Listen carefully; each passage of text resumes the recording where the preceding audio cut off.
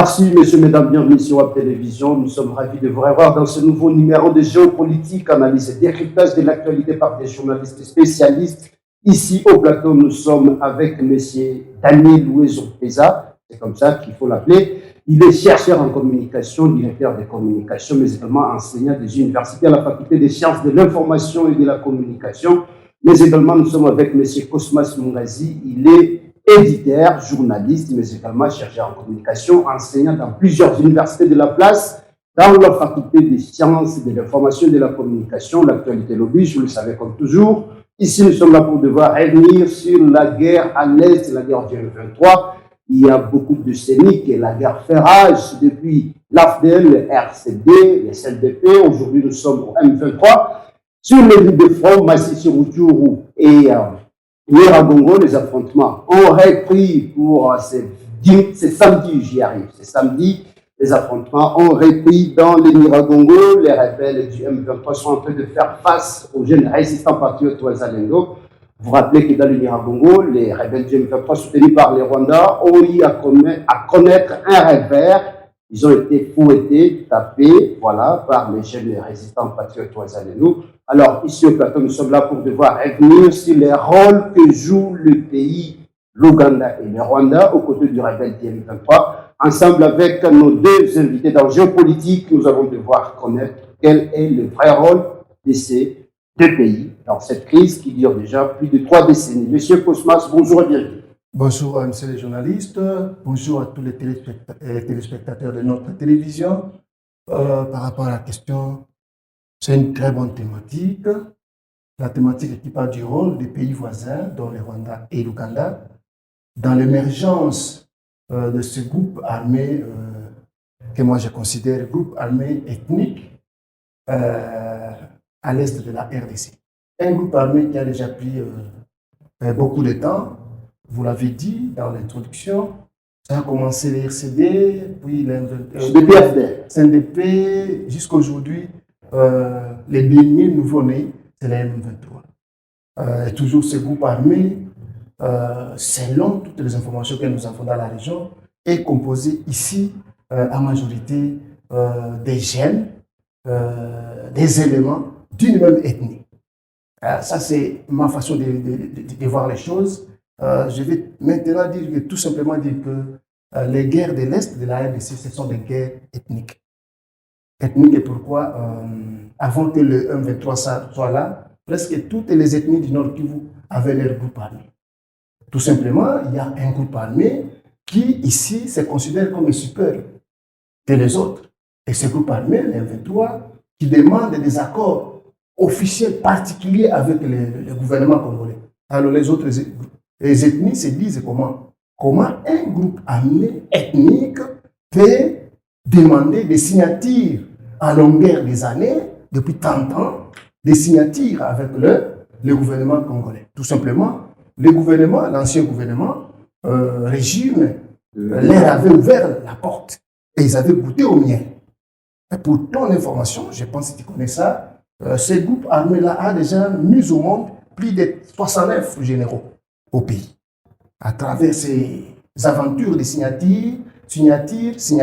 Alors, ils voulaient, cette fois-ci, encore ajouter d'autres signatures pour qu'ils aient un autre nombre important de généraux ou des officiers supérieurs Dans la fonction publique.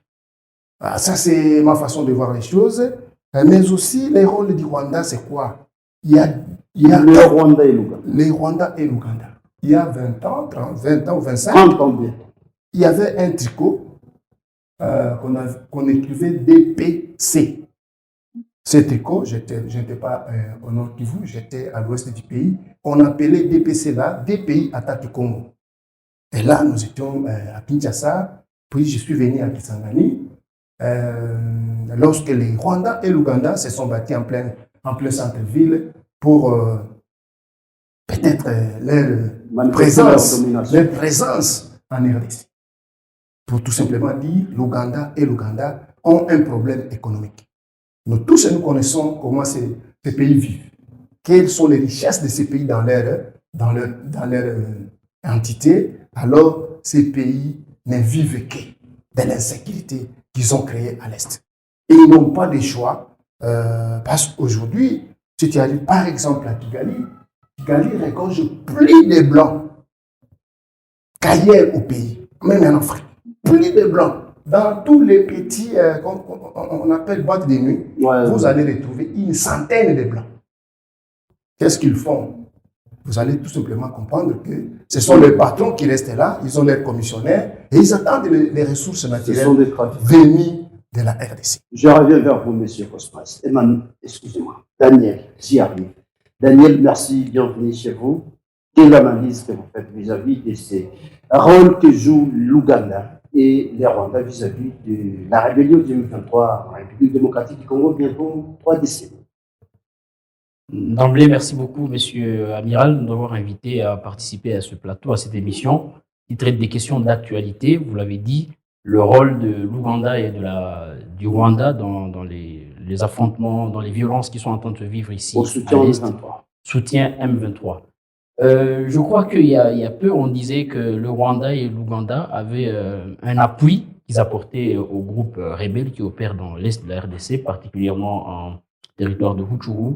Mais aujourd'hui, je crois que la question a évolué. On ne parle plus d'appui, on ne parle plus de soutien, mais on parle de commandement. C'est alors les opérations qui sont en train d'être vécues en territoire de Rutshuru, à l'est de la RDC, sont en train d'être commandées par les deux pays. Cela a été prouvé par les groupes de recherche, les spécialistes qui ont prouvé, ils ont mis sur la table des rapports qui ont prouvé noir sur blanc que l'Ouganda est dans l'affaire, le Rwanda est dans l'affaire. Alors, qu'est-ce qu'il faut dire par rapport à la situation actuelle? On ne va pas continuer à perdre des vies humaines. Ça fait déjà, vous avez dit, près de 30 ans, on est en train d'aller vers 30 ans, un pays en souffrance. C'est des morts que l'on compte jour après jour, avec des voisins que nous avons, avec qui nous avons sympathisé au début, et aujourd'hui obligés de vivre avec eux, mais dans des conditions qui sont extrêmement difficiles. Qu'est-ce qu'il faut dire par rapport à nous qui sommes Congolais? Il faut analyser la situation, et la situation, lorsqu'on veut l'analyser, on la prend sur les deux côtés. Moi, c'est ma manière de voir. Sur le plan factuel, on prend ce qui est vécu. Qu'est-ce qu'on est en train de voir à l'Est? Mais après, ce qu'on est en train de voir, qu'est-ce que nous, Congolais, sommes en train de faire? C'est aussi de notre responsabilité d'analyser les faits sous ces deux côtés-là. Je parle des faits de parole. Qu'est-ce que les autorités disent de la situation actuelle ou de la situation que traversent nos populations de l'Est? Et qu'est-ce que ces violences sont en train de nous imposer, nous? S'il faut compter en termes de morts, on compte des millions, estimés à des millions de personnes qui ont perdu la vie dans les guerres de l'Est. Mais si on doit dire que le Rwanda est en train d'apporter de l'appui ou le Rwanda est en train de commander les opérations, ce n'est plus même commandé. Le Rwanda et l'Ouganda nous agressent parce que les deux pays sont en train d'envoyer leurs troupes sur le sol congolais pour combattre le FARDC. Moi, j'ai préféré dire qu'ils sont en train de commander puisque tout ce qu'on est en train de voir, c'est des éléments. On a trouvé des éléments UPDF, on a trouvé des éléments RDF. Moi, je préfère parler du commandement à partir du Rwanda parce que les éléments qui entrent ici, ils ne viennent pas eux-mêmes. Ils sont commandés de quelque part. Et la machine, elle opère à partir du Rwanda et de l'Ouganda, où malheureusement, ils font partie de l'East African Community. On est en train de sympathiser avec eux dans une force qui vient pour essayer de limiter ou d'arrêter la violence. Malheureusement, dans la même force, ils en profitent pour opérer. Vous avez vu, vous avez suivi l'actualité, ce qu'ils sont en train de faire dans une localité à Rutshuru. D'ailleurs, on a appris qu'il y a même des limites qui ont été fixées récemment. Oui, ça veut dire qu'on veut annexer une partie de la RDC à l'Ouganda et au Rwanda. Alors, avec cette situation, je crois qu'on ne doit plus cacher, on doit dire les mots ou les choses telles qu'elles se sont présentées ou telles qu'elles se présentent aujourd'hui.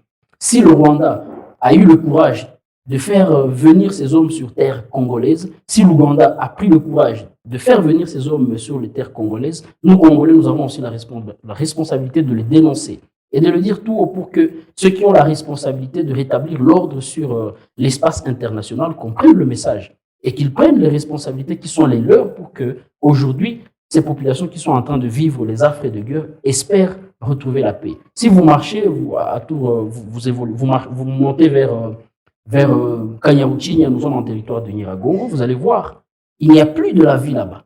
C'est vraiment des personnes qui ont l'air vivant, alors qu'en réalité, ils ne vivent pas. Voir là où ils dorment, c'est indicible, on ne peut pas le dire. Et je crois qu'on ne doit pas continuer à cacher les choses, il faut les dire. Par contre, penser une nouvelle dynamique qui nous sortent de cette situation. Sinon, ça ne va pas marcher, ça n'évolue pas. Je reviens vers vous, M. Cosmas.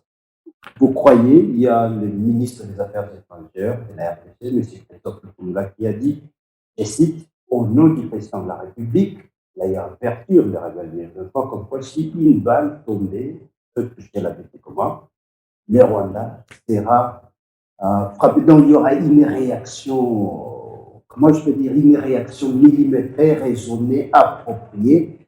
Vous croyez que l'Ouganda, le Rwanda, les deux pays qui continuent à agresser la RDC sous anonymat 2023, est-ce que demain ou après-demain, la RDC peut entrer en guerre contre ce pays? Ah oui. Des escalades militaires? Par rapport aux déclarations de notre ministre des Affaires étrangères, c'est une déclaration qui rassure.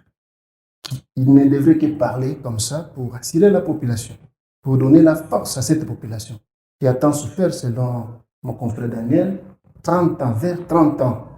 Alors, il ne devrait que dire ça. Mais dis-moi aussi, ce qui est vrai, ce que nous avons vu, comment l'M23 est entré ici en 2013. Ils ont fait 2 jours, ils sont entrés. Mais ils font maintenant combien d'années à la porte de Goma? C'est dire que même le discours du ministre peut avoir son pesant d'or. C'est qu'il y a une force à Goma qui arrête vraiment l'avancée. Est-ce que ce n'est pas la force de l'EAC? Je ne pense pas, parce qu'il y a des choses qui se font ici à l'EAC.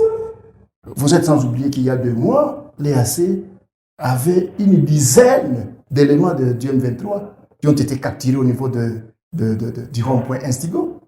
Ils étaient non mercenaires. Ils devraient peut-être entrer ici. Il y a encore des lumières. Avant-hier, ils étaient pleins à la MONUSCO. Tout simplement, ce sont les écrans des non-mercenaires-là qui ont détecté ce genre de mouvement. Mais dis-moi, Rwanda et Ouganda, entrer en guerre. Contre la RDC. C'est depuis longtemps. C'est depuis longtemps. Ça, ce sont des causes externes. Comme l'a dit aussi Daniel, il y a des causes internes qui favorisent aussi l'émergence ou l'entrée de ces gens. Je vais parler tout simplement une seule fois. Depuis quand les gens ne marchent que contre les Rwandais? Tous les mouvements citoyens, tous les partis politiques ne marchent que contre les Rwandais. Je n'ai jamais entendu une petite marche contre l'Ouganda. Mais bientôt, là, parce qu'il y a l'Ouganda qui est accusé d'avoir laissé ou soit autorisé, permis l'entrée de ses troupes. Et pourtant, ceux qui connaissent la capacité militaire, c'est l'Ouganda qui est trop puissante, et trop puissant que le Rwanda, même sur le plan armement. Nous avons vécu les affrontements de Kisangani. Nous avons vu du côté là où l'Ouganda lançait ses oublis, comment les maisons étaient détruites. Militairement. Ça veut dire l'Ouganda a beaucoup de force. Même pour prendre de Bunagana très récemment, c'est l'Ouganda qui a favorisé. Même toute l'artillerie militaire, c'est l'Ouganda qui amène ça. Mais dis-moi, les forces politiques, sociétales de la RDC ne voient que le Rwanda. Et pourtant, la force, c'est l'Ouganda, celui-là. L'Ouganda qui a un profil très complexe. Lui-même, il nous soutient à Beni. Lui-même, il nous attaque dans les petits sites. Et puis, il nous soutient dans les AC. Tu vois. Et il est encore dans les AC où il favorise encore les M23. Mais les hommes politiques du Grand Nord, les hommes politiques, les mouvements citoyens, tous, aucun ne dit un mot contre ces mouvements ou bien ces comportements à condamner de l'Ouganda. Tout simplement, les causes internes, c'est ce silence-là de toutes les forces sociétales de la RDC qui ne voyaient que les Rwandais. Et pourtant, l'Ouganda aussi, il joue un rôle très capital dans l'insécurité de notre pays. Je reviens vers vous, Daniel. Il y a les jeunes patriotes Ouazalendo qui étaient en train de malmener, j'y arrive, Rebelle 2023 sur les lignes de front. Mais d'un coup, il y a la force de l'EAC qui s'était interposée. Et puis, d'un coup, nous avons constaté ensuite qu'il y a eu l'armée rwandaise, les armées rwandaises et ougandaises, l'armée rwandaise qui est entrée en renforcement en capacité de la part de 2023 au niveau de Kibumba, mais c'est également l'armée ougandaise qui est entrée vers Kinyanduni. Nous sommes vers Ishasha, au nord de Rutshuru. est-ce que vous croyez que jusqu'à quand nous allons devoir continuer à cette situation? Bon, je voudrais pas avancer, laissant un vide derrière moi. Si vous permettez, je voudrais commenter les déclarations du ministre, Oui, du ministre d'État, le ministre des Affaires étrangères. Là, il y a mettre en garde le Rwanda. Oui, il l'a dit, c'est une sortie médiatique qui a été commentée de plusieurs horizons et tout le monde a pris la partie qui l'intéresse. Mais moi, je voudrais quand même, s'il faut dire qu'on veut analyser les propos d'un ministre d'État, un ministre qui occupe une fonction aussi supérieure comme celle-là, dire que si les M23, ou alors si le mouvement, les groupes armés... Le Rwanda. Est-ce qu'il a cité le Rwanda? Bon, si au moins on ose jeter même une balle, même par hasard, il a précisé, les minutes qui suivent, le Congo allait réagir. Moi, je voudrais savoir, est-ce qu'on n'est pas en train déjà de diviser le pays? Pour dire, ils occupent Bunagana depuis plus d'une année, ils ont occupé Rutshuru une année déjà, Kiwanja une année déjà, c'est hier, si pas aujourd'hui, on est en train de faire une année d'occupation de Kiwanja. Aujourd'hui. Alors le ministre national qui dit si on ose, même par hasard, jeter une balle sur Goma, on va réagir. On comprend alors que Bunagana, on comprendrait que Bunagana, que Kiwanja, Kibumba, c'est des partis en dehors de la RDC. Ce n'est pas normal. Ce n'est pas normal s'il faut analyser cette parole sur le plan politique. Moi, je crois plutôt que le gouvernement devrait assumer ses responsabilités et dire le pays est menacé depuis maintenant. Mais le gouvernement est en train d'assumer ses responsabilités parce qu'il y a l'armée qui est en train d'être réformée. Ça a refusé de négocier avec le Rwanda. Il a exigé à ce qu'il y ait un dialogue direct avec Kigali. Voilà. Il y a quand même des avancées significatives. Mais les avancées, on doit les évaluer. C'est nous qui sommes sur lieu, sur terrain. Nous sommes en train de vivre les affres de guerre. Ici, nous savons dire. Et puis les FARDC observent le cessez-le-feu. Mais cessez le feu, on a dit cessez le feu. Moi, je voudrais dire que si on n'avait pas ce mouvement des jeunes qui prennent conscience, c'est la conscience nationale qui s'est réveillée en nous et qui disent nous allons au front, nous allons perdre la vie au nom du pays. Nous allons sauver la patrie, nous y allons. Mais c'est des jeunes, est-ce qu'ils ont été formés? Oui, peut-être non. Et si on doit dire que c'est des jeunes qui prennent conscience et qui prennent les lignes de front pour aller défendre le pays, les FARDC occupent les postes ou les positions arrière. Ça veut dire normalement ça devrait interpeller l'homme congolais ou le politique congolais. Moi, je l'ai dit récemment dans l'une de mes publications, si les jeunes arrivent à prendre conscience et à passer devant pour aller arrêter les manœuvres du Rwanda et de l'Ouganda, ça veut dire qu'on a compris que devant nous, dans les instances politiques, il y a des hommes qui ne comprennent pas réellement notre souffrance. Puisque je ne vois pas un jeune qui arrête ses études ou un jeune qui arrête de faire ses activités quotidiennes pour aller au front, simplement parce qu'il y a la politique qui n'a pas réussi. Vous avez dit, oui, il y a des avancées. Moi, je préfère évaluer les avancées ici où nous sommes. Si on est en train de travailler sur la question, qu'on en finisse une fois et une bonne fois. Plutôt que de rester dans des discours ou dans des promesses qui sont, moi j'appellerais cela vaines, puisqu'on ne voit pas le résultat. Des discours dont on ne voit pas des résultats, mais M. Cosmas, il y a eu affrontements aujourd'hui, des affrontements repris, parce qu'il y a bien, depuis un temps que les affrontements ont repris sur les lignes de front, les jeunes Ouazalés sont en train de défier les rebelles du M23. À Kibumba, par exemple, on signale que c'était à 11h20 où les affrontements ont repris, les FARDC qui occupaient certaines positions jadis sous contrôle du M23 sont revenus dans leurs positions. Les Ouazalais continuent à faire face. Bambo, c'est depuis hier que cette localité est passée sous contrôle de rebelles du M23. Alors, actuellement, est-ce que vous pensez qu'avec cette citation, je cite Abraham Lincoln, dira que une population en colère, ou soit un peuple en colère, est très, très dangereux ou très dangereuse. Il s'agit d'une population plus qu'une bombe ou une arme nucléaire. Vous croyez que l'Ouganda et le Rwanda vont tenir pendant combien de temps face à ces jeunes résistants patriotes ouazalendo? Parce que les Congolais actuellement ont le droit, le devoir de défendre la patrie. Oui, ce qui est important, c'est cette prise de conscience de la population congolaise. Il y a des années où même les jeunes, est-ce qu'ils disaient même un mot par rapport à toutes ces agressions rwandaises et ougandaises? Non. Mais c'est très récemment ici que nous voyons que les jeunes se sont réunis, se sont unis, et ils prennent conscience, et ils disent mourir ou pas, nous allons partir. La patrie ou la mort. La patrie ou la mort. Tout simplement, la conspiration est trop grande. C'est que nous ne voyons que le Rwanda et l'Ouganda, mais je vous dis, tous les pays nélotique se trouve derrière ces aventures-là. Et puis je rappelle que le M23 qui ne cesse de brandir l'image ethnique, comme quoi le M23 c'est un mouvement rebelle qui continue à défendre la cause de la marginalisée, et c'est vrai pourtant, voyons les institutions de la RDC, quand même, tous, si on peut le dire, les tous congolais sont grandement représentés par rapport à... Il se trouve dans tous les postes du pays, un tous patriote qui ne se trouve pas dans ces aventures-là. Je ne sais pas si peut regretter. N'est-ce pas un peu communautaire quand ils prennent ce genre de positionnement? Alors, moi je voulais revenir sur Bambo et Kichanga et Kibumba par rapport à la prise de conscience de cette population. Je disais qu'il y a des causes internes qui nous fragilisent. Bien que les jeunes se sont réveillés, mais il y a encore des trahisons. Vous allez constater avec moi qu'un général, 2 généraux qui étaient à Kichanga, mais ils ont laissé Kichanga. Mais hier, ils sont arrivés à Kinshasa, emprisonnés. Même le colonel qui a laissé Bambo, il doit être arrêté, je pense. Il est arrêté. Alors, toutes ces trahisons-là, les militaires n'ont pas encore compris la vision du chef de l'État. Le chef de l'État dit, nous devons libérer tous les territoires nationaux.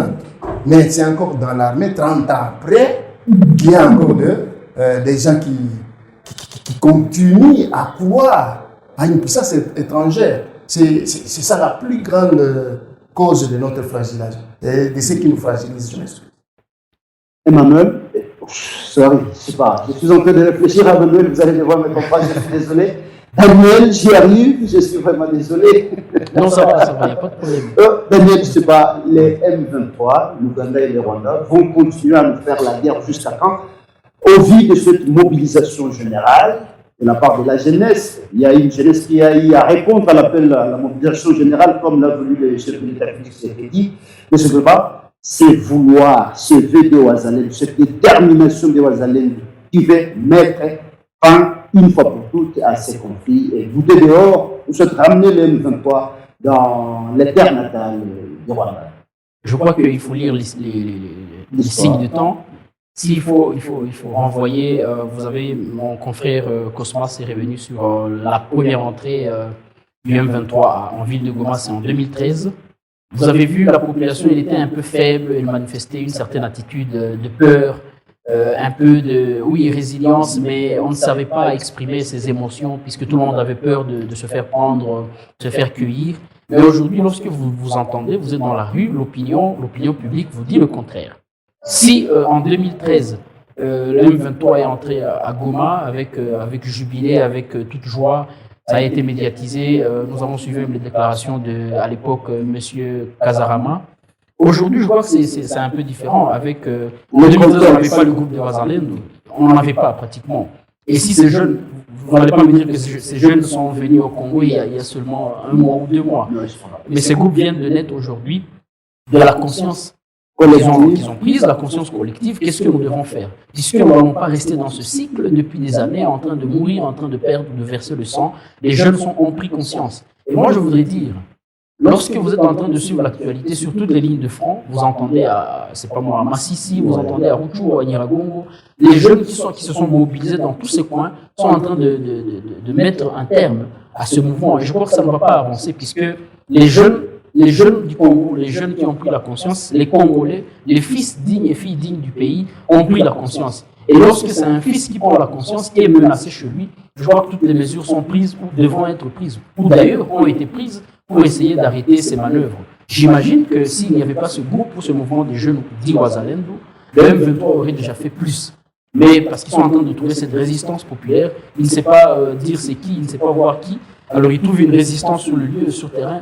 Il ne s'est pas attendu à cela. Je crois que ça constitue un regain sur les activités du mouvement M23. Si vous tendez votre micro au mouvement du M23, ils vont vous dire qu'ils sont en train de subir, qu'ils sont en train de vivre des moments aussi difficiles, puisque n'ayant pas les effectifs qu'il faut. Si toute la population congolaise doit se lever pour dire désormais non à la violence, non à la guerre chez nous à l'Est, vous pensez que l'Ouganda va résister ou que le Rwanda va résister? Les deux pays ne sont pas en mesure de verser toutes leurs armées ici pour venir combattre par force ou acquérir par force les terres congolaises. Je crois qu'elles finiront par comprendre, les deux pays, ils finiront par comprendre que les Congolais qui jadis s'endormaient, qui jadis disant aujourd'hui que les Congolais, c'est des jeunes, c'est des hommes, c'est un peuple distrait, un peuple qui aime la musique, un peuple qui aime boire, c'est la bière. Mais je crois que vous avez vu que ça a changé. Si c'est le même peuple qui aime la musique, c'est aussi le même peuple qui va au front. Donc ça ne va pas durer, je peux vous le rassurer avec lui. Je reviens vers vous pour devoir conclure, M. Cosmas, tout en concluant.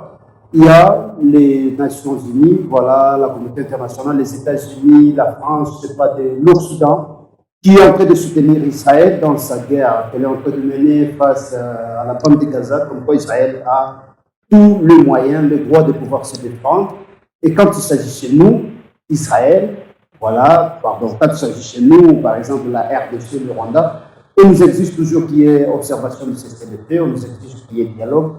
En conclusion, 2 minutes, vous croyez que c'est vraiment logique ou soit il y a un complot au niveau international pour ce qui est de cette guerre dans la partie Est dont nous subissons depuis maintenant 3 décennies? Ah oui, Israël, Congo, RDC, Rwanda, tout ça, c'est un problème de poids politique ou poids juridique d'une nation. Nous avons l'obligation de récupérer notre poids diplomatique, notre poids politique à travers le monde. Et nous allons récupérer ça comment? Lorsque nous allons intérioriser la vision du chef de l'État, c'est lui qui vient initier, qui vient remettre cette culture, cette prise de conscience de la jeunesse. Nous l'avions déjà perdu. Alors lorsque nous tous, la population, les élites congolaises, l'armée, lorsqu'ils vont comprendre que nous avons l'obligation de défendre notre pays, tous les pays voisins vont nous respecter. Et à le contraire, nous serons toujours sur le bas de l'échelle de nos amis ou de nos pays voisins. On constate que cela signifie votre conclusion, M. Daniel.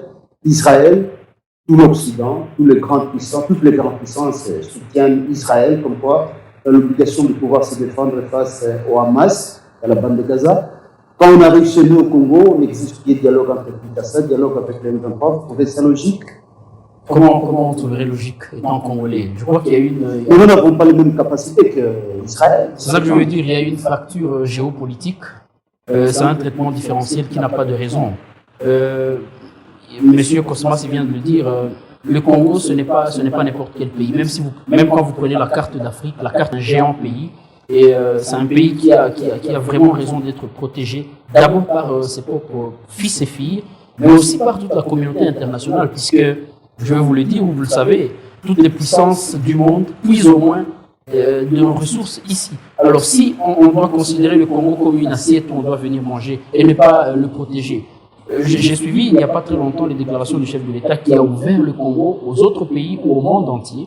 Ça veut dire tout le monde qui veut puiser, tout le monde qui veut bénéficier des ressources du pays est le bienvenu, pourvu qu'il respecte la dignité du Congolais, qu'il respecte le Congo comme pays. Puisque si le Congo doit servir des intérêts internationaux, plutôt, je veux dire, il faut que les Occidentaux ou ceux qui sont en train de nous imposer la guerre comprennent que nous pouvons arrêter. Et je venais de le dire tantôt, cette dynamique qui est en train de naître dans la jeunesse congolaise ou dans le peuple congolais, au sein du peuple congolais, va décider du sort que les Occidentaux vont subir après si nous allons continuer ou persister dans cette situation. Moi, je crois qu'il faut inviter, comme il l'a dit, il faut inviter les hommes politiques à remettre le pays à sa place, de telle sorte que ceux qui sont en train de nous menacer comprennent ce que nous valons pour la vie de l'humanité tout entière. Ainsi fait, je crois qu'on va comprendre que la guerre n'est pas la solution au problème, ou la guerre n'est pas la voie par laquelle passer pour accéder aux ressources du Congo. Plutôt, la coopération, et une coopération qui repose sur les réglementations officielles, sur les fondements juridiques et tout ce qui va avec. Et supposons que cela constitue votre conclusion. Voilà, nous sommes très ravis de votre intervention, M. Daniel, M. Cosmas, merci beaucoup. Merci. Voilà, nous sommes arrivés complètement à la fin de notre émission géopolitique, analyse et décryptage de l'actualité. Ici au plateau, nous avons eu l'honneur de recevoir les 2 grands chercheurs en communication, enseignants d'université, mais également chercheurs en communication, éditeur, journaliste, M. Daniel Ouezon Peza. Il est directeur de la communication de la société Virunga SRL, mais également enseignant en sciences de l'information et de la communication dans différentes universités de Goma. Même chose pour Cosmas Mungazi. Il est éditeur, journaliste, mais également chercheur en communication, enseignant dans la faculté des sciences de l'information et de la communication dans plusieurs universités de Goma. C'est tout un plaisir. Nous avons dit à revenir sur l'actualité, les rôles que joue l'Ouganda et le Rwanda aux côtés des rebelles du M23 dans la guerre qui sont en train de mener bientôt 3 décennies dans la partie est de la République démocratique du Congo. C'était un plaisir. Merci de continuer à aimer, à liker, à partager nos vidéos. Et si vous êtes nouveau, abonnez-vous. Merci, à la prochaine pour un nouveau numéro.